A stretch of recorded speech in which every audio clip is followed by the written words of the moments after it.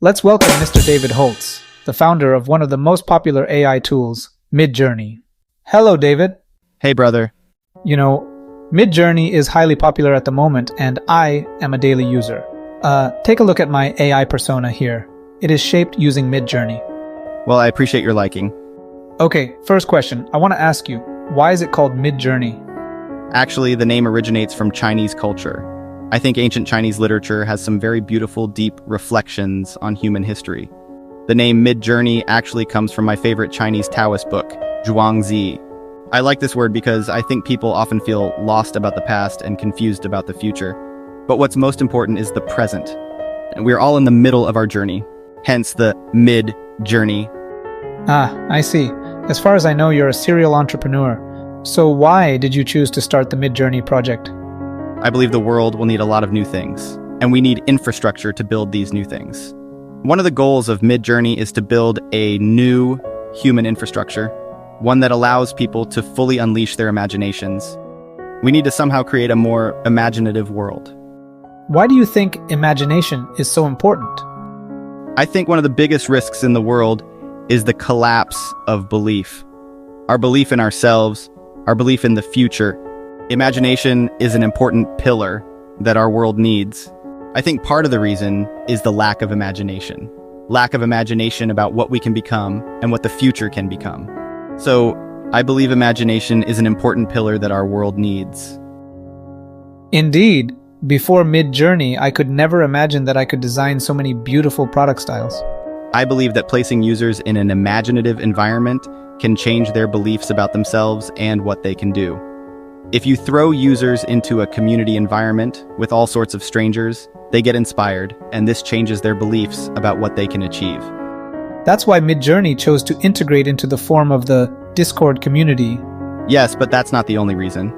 Another reason is that the Discord community has an existing user base, allowing startups to interact quickly with users and iterate the product, rather than having to spend time building a complete user interface.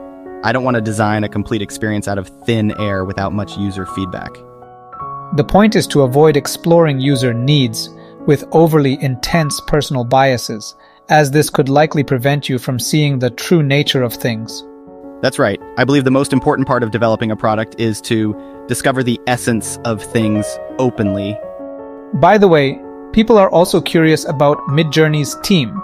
It's said that your team only has 11 people, including 8 in R&D, 1 in finance, and 1 in legal affairs. Is that right?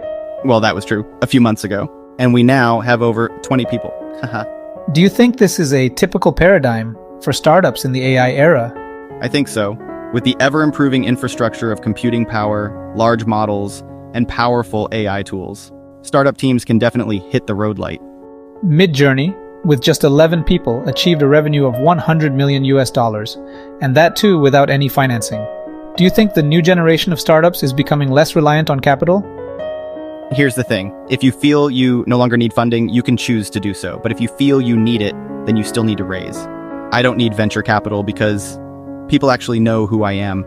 This is a huge advantage that helps me expand various resources. But for quite a few application-based projects, indeed, the need for substantial startup funding has lessened, and the timeline to acquire a positive cash flow from users has shortened. Final question. How do you view the significance of artificial intelligence to mankind? I think people have completely misunderstood what artificial intelligence is right now. They see it as a tiger. Tigers are dangerous, they might eat me, they're an adversary. But I think AI is not a tiger. It's more like water. Water is dangerous, you could drown in it, but the danger of water is very different from that of a tiger. Water is dangerous, but you can swim in it, you can make boats, you can generate electricity with dams. Water is dangerous, but it's also the driver of civilization. As people who know how to live and work with water, we get along better. It has no will, no malice. You might drown in it, but that doesn't mean we should ban water. That's a wonderful analogy. We also hope that AI can always play the role of water. But at least Midjourney, this kind of water, I personally like it very much, and look forward to your constant iteration of more stunning products. Thank you for your time, David. See you next time.